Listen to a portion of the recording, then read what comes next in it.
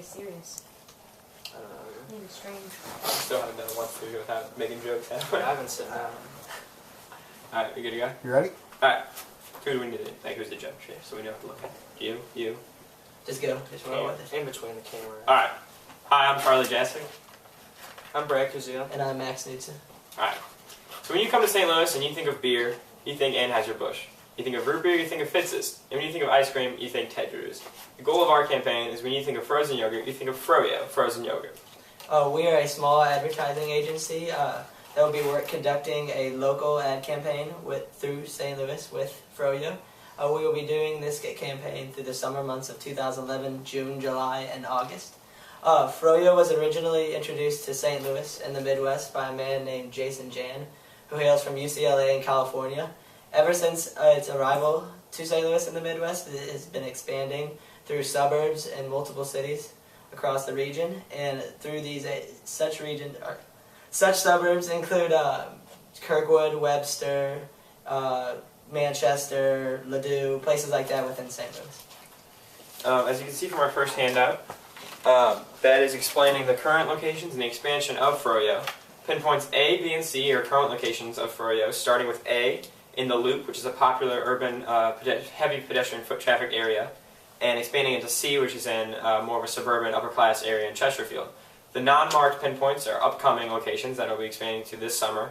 So you can see that Froyo started on the right side of the page in downtown St. Louis and expanding to the west into the suburbs. But what exactly is Froyo? Froyo, the main location, is in the Loop, which I just explained is a popular urban area.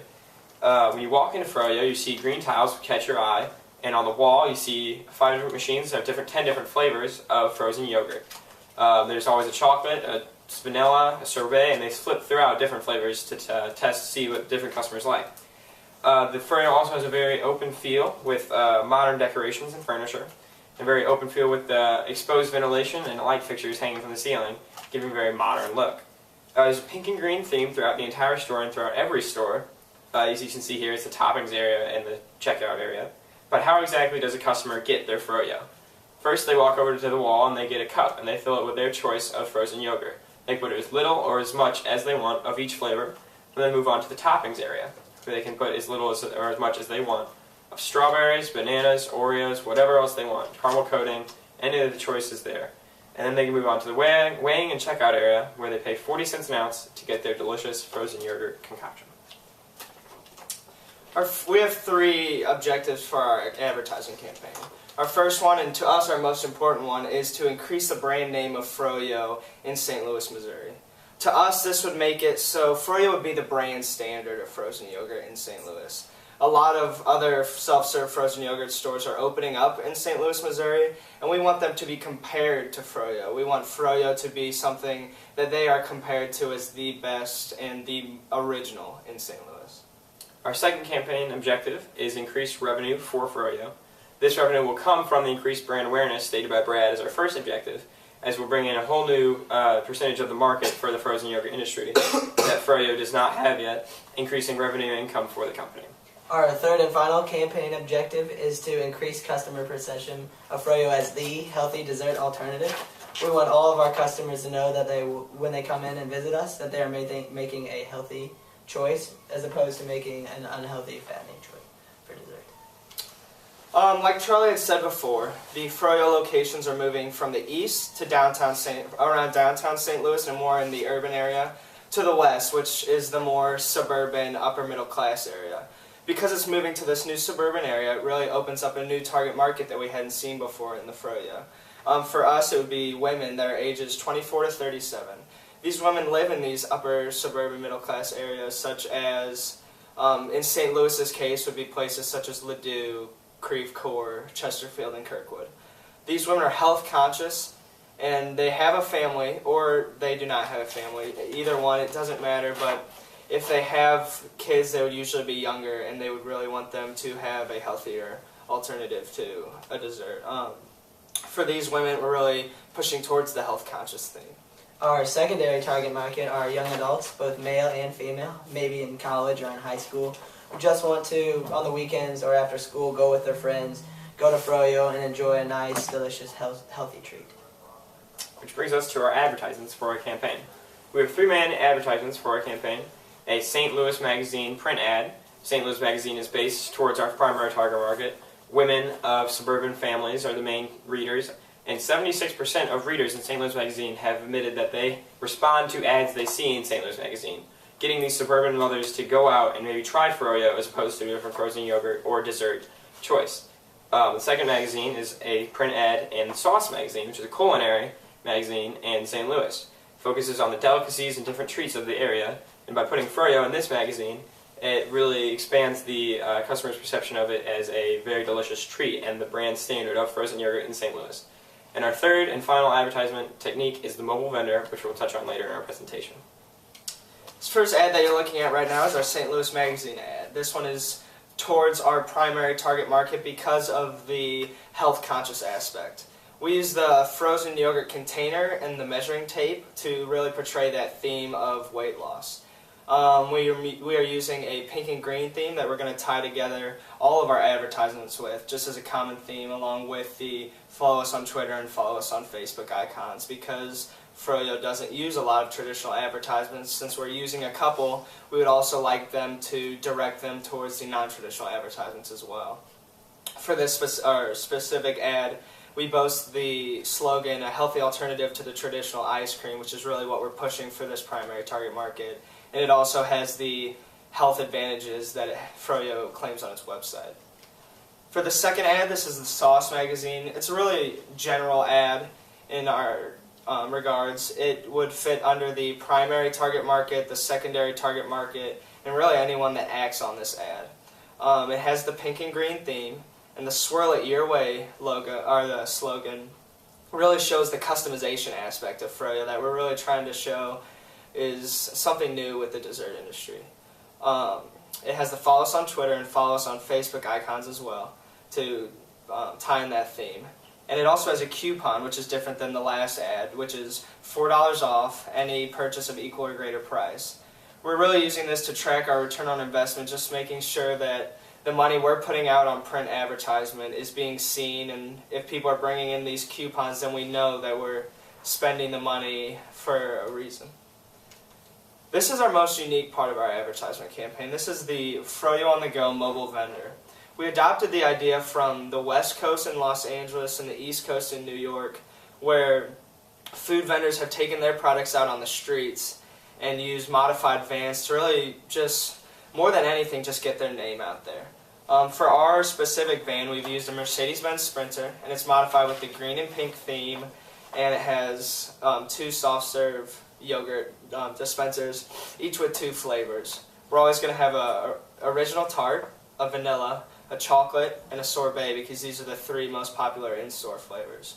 Just like in-store, there's going to be an area for toppings and a place to weigh your ice cream, so you really get that in-store experience on this mobile vendor.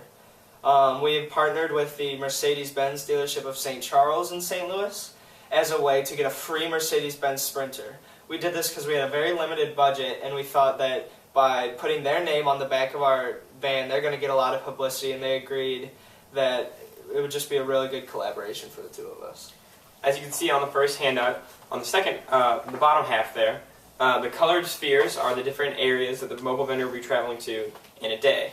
Now, using Twitter and Facebook, which we'll touch on later, we will reach out to the customers and tell them where we are in each of those areas.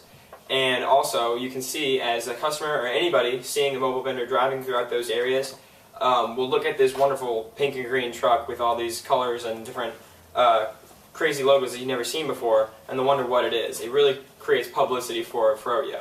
Not only will people park behind it at a stoplight and seeing it in a parking lot be interested, but also local news channels will most likely produce a news story about the mobile vendor, because St. Louis does not have many mobile vendors brought to the area. It's a very innovative business technique for St. Louis, and we'll get lots of free publicity for the froyo name. As for our promotions, our first promotion is a Groupon. Are you familiar with Groupon? I am. For our Groupon, we have chose to do you pay $4 to Groupon, and you will get an $8 coupon for any froyo store. And it would be used just like cash, only within the froyo locations. On our Groupon, we put all the froyo locations that are going to be open this summer.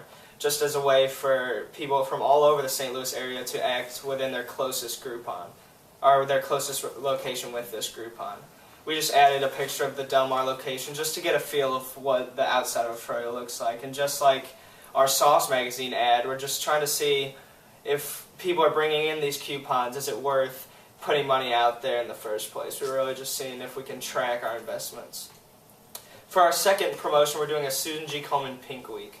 A lot of times people use the Susan G. Komen Foundation as kind of a go-to foundation without really thinking about it. But we really put a lot of time and effort into our thinking of what foundation to partner with. And the Susan G. Komen Foundation really fit perfectly with our primary target market, which are women who this is an issue for them. They have experienced friends or family with this issue. And it's just always kind of a sensitive subject. And for this reason, we think that these women are going to act on this week and come into the store, and a percentage of all the proceeds will go to the Susan G. Komen Foundation for that week.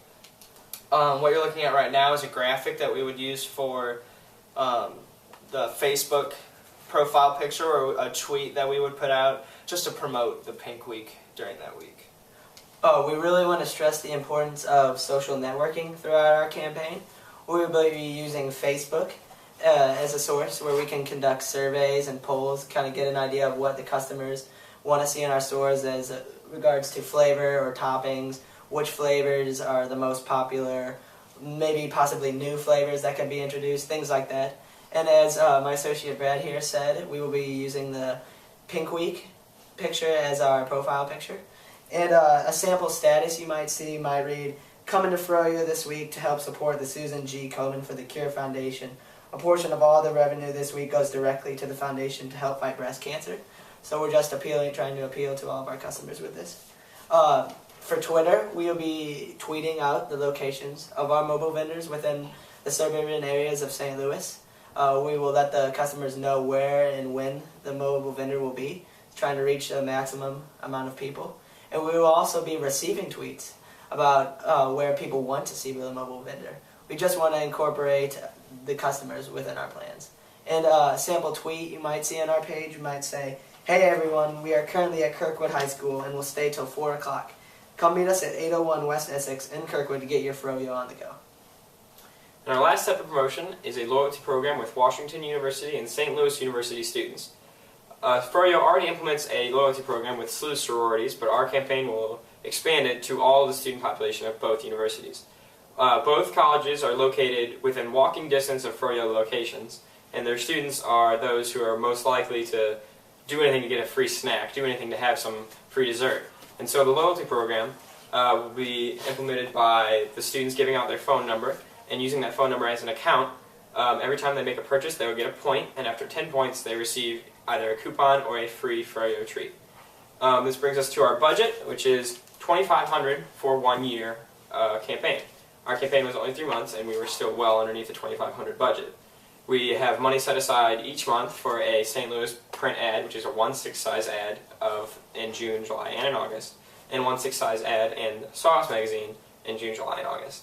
We also set aside some money for the mobile vendor, $260 a month.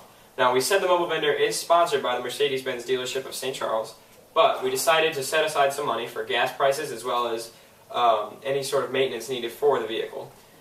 At this point, we'd like to thank you for your time, and if you have any questions, we'd be glad to help you. What do you foresee this campaign doing after this initial 3 months are over? What will it look like going forward? Well, definitely I think Froyo will expand more. They're a very up-and-coming company already. As you can see from the first handout, they're growing. They already have 3 locations, and they're moving on. They have 3 or 4 more coming up this summer. This campaign is kind of expanding it into the suburbs even more, expanding it into more of the target market. And so more families, more mothers particularly, I think, will want this Froyo, will know this Froyo, and they will choose Froyo over a Yo My Goodness or a Red Mango competitors of this industry. And once we begin implementing our ideas, we feel as word of mouth will spread throughout the area, and by that point, we're pretty sure that the word as Froyo will expand throughout the area, and people will know at that point. How do you see your promotional ideas carrying over into the winter in your not so busy months? I think that the Groupon would definitely still carry over if we continue to do that after our advertisement campaign.